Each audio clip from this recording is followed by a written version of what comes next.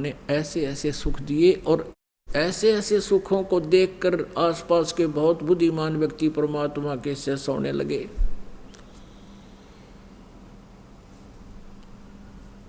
अब जैसे आप जी को कल परसों कथा सुनाई थी, परमेश्वर कबीर जी हिंदू और मुसलमानों दोनों को समझा करते थे कि तुम अपने अपने सदग्रंथों से भी, अपने इतिहास से भी परिचित नहीं हो और अध्यात्म ज्ञान से बहुत दूर हो, जिस कारण से तुम आपस में भी झगड़ते रहते हो, भगवान का लाभ प्राप्त नहीं कर रहे। तो इससे दुख मानकर काजियों ने सिकंदर लोधी से शिकायत की थी। एक गऊ को कत्ल कर दिया था जो गर्भवती थी, 4 टुकड़े हो गए थे माँ बेटियाँ के। और कबीर परमेश्वर को शर्त रखी थी उनके सामने कि या तो तू इसको जीवित कर दे, नहीं तेरा सिर काट देंगे। यदि तू परमात्मा है तो गाय को जीवित कर, बच्चे को जीवित कर। तो कबीर परमेश्वर जी ने उन दोनों थपकी मारी थी, वो बच्चा भी और गाय भी दोनों जीवित हो गई थी, और बच्चा लगा के गां के नीचे दूध की बाल्टी ठोक दी थी। इस तरह की बहुत सी लीलाएं देखकर वहां उपस्थित श्रोता कई हजारों की संख्या में कबीर जी के शिष्य हुए थे। एक शेख तकी नाम का धार्मिक गुरु था सिकंदर लोधी, दिल्ली के बादशाह का। उसको ईर्षा होगी कि तेरे नंबर कट गए, और सिकंदर लोधी तो कबीर जी को ज्यादा चाहने लग गया। परमेश्वर कबीर जी को नीचा दिखाने के लिए उसने बहुत से प्रयत्न किए। उनमें से एक ये किया कि इसको सरसों के तेल का कढ़ाया भर के और उसको उबालेंगे और कबीर जी को उसमें डालेंगे।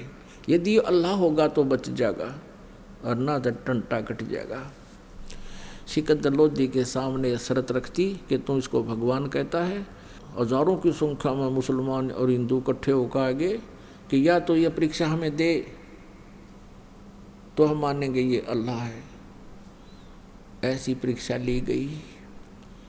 सरसों के तेल का कढ़ाया आधे से ऊपर करके और चूल्हा बनाकर ईंटों का, और नीचे मोटे मोटे लकड़ देकर नो भट्ट बाढ़ दिया, और नो उबला तेल जैसे चाय उबला करे।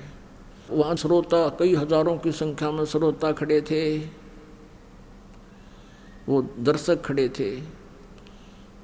परमात्मा कहने लगे उठा कर डालो कबीर जी को इस उबलते हुए तेल के कढ़ाई में। परमात्मा बोले ये भी कष्ट ना करो, मैं अपने आप बैठ जाता हूँ। परमात्मा चलकर आराम से उसके वहाँ बैठ के जाके, इतना शरीर अंदर है, बाकी शेष बाहर है।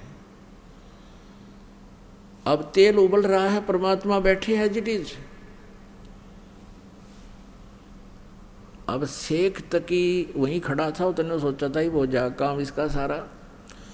अब शेख तकी कहता है राजा को, सिकंदर लोधी वहीं खड़ा, कहने लगे इसने मंत्र मार दिया, तेल ठंडा कर दिया, ये उबलता उबलता दिखे ठंडा है ठंडा है। सिकंदर लोधी ने सोचा लिया उंगली देकर चेक कर लूँ, देख लेता हूँ ठंडा है गर्म। कबीर साहब बोले राजा इसकी बात मत आइए, इसके कोई फारेनहाइट का बेरा नहीं कितना गर्म है, और इसमें जब उंगली दे दी ना उंगली नहीं पाओगी तेरी। राजा की यह बात ना जच्ची, गुरुजी बैठे तेरी उंगली का के बिजली पड़ेगी। नू करते करते नाटते नाटते उंगली दे दी, उंगली डाली, जितनी उंगली डाली थी उतनी कट गई, इतना तेज इतना गर्म था। और सिकंदर लोधी मूर्छित हो गया उस पीड़ा से। तो परमात्मा बाहर आए, उस राजा को मूर्छा से ठीक किया और उसकी उंगली पूरी कर दी। जब उसकी पीड़ा मिट्टी, उंगली भी पूरी कर दी। अब वो जो दुष्ट टाइप के लोग थे ईर्षालु, वो तो मान्य नहीं, लेकिन वहाँ कई हजारों की संख्या में जो दर्शक थे, कई हजारों ने उपदेश लिया, परमात्मा के शिष्य हो गए। तो ऐसे बहुत से दुख निवारण किए परमात्मा ने, कबीर परमेश्वर जी ने। 64 लाख शिष्य सन 1398 से सन 1518 तक परमात्मा 5 वर्ष की आयु में उपदेश दीक्षा करने लगे थे और रामानंद जी को अपना गुरु भी बना लिया था। रामानंद जी को अपना स्वरूप भी दिखा दिया था। रामानंद जी को एक केवल औपचारिक गुरु के रूप में रखा था ताकि आने वाले समय में मर्यादा बनी रहेगी।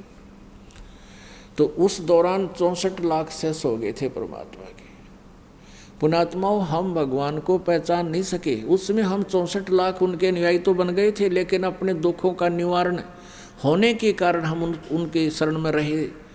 लेकिन परमात्मा ये चाहते हैं कि ये मुझे भगवान मान लें, तब ये पार हो सकेंगे।